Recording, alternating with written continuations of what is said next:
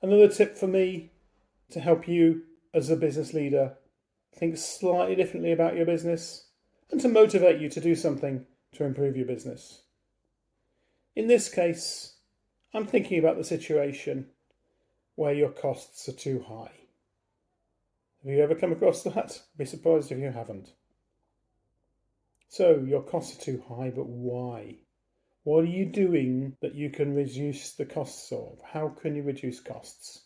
And I'm talking here internally, really. Except to find out why to reduce costs, you've got to look externally.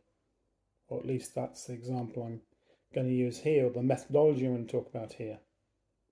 You see, it's very interesting that we often do things that we believe are necessary in producing what we produce, but aren't actually necessary.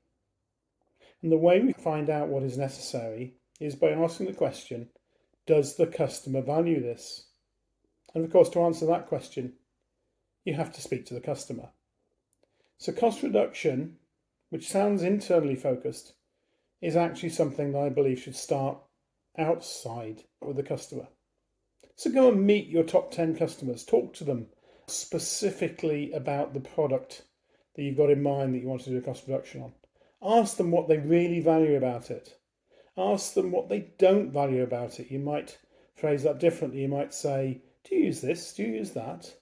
This aspect of the product or that aspect of the product? And how useful is it to you? Your goal is to come away from that conversation understanding what it is that you build into the product, what it is you build into your service that costs you money but isn't valued by the customer. Now I'll illustrate that with a very simple example.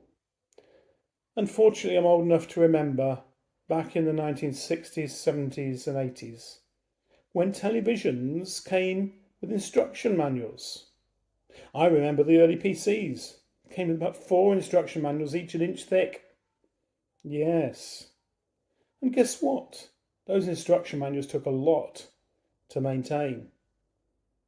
In fact, they took a lot not just to rewrite whenever anything was changed, but to reprint and redistribute. A major cost element for the person producing the TV. And what did everybody say about the manuals? Have you ever heard the phrase RTFM? Read the manual? Yes, because what support teams realised was that customers never read the manual. They simply switched it on and hoped for the best. So why was the manufacturer investing in the manual? Good question, because we thought we should. And of course, if you roll forward to today, very rarely now do we have complex manuals. I'm holding in my hand a much, much more sophisticated computer than even the country had back in the 1960s.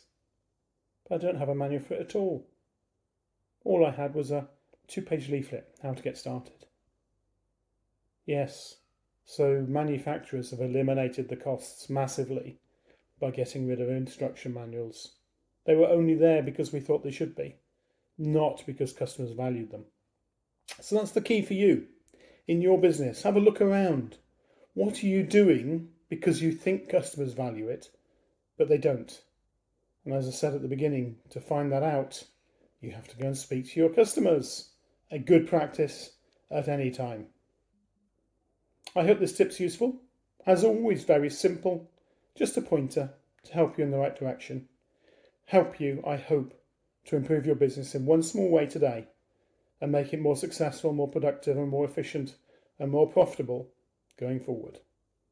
Good luck.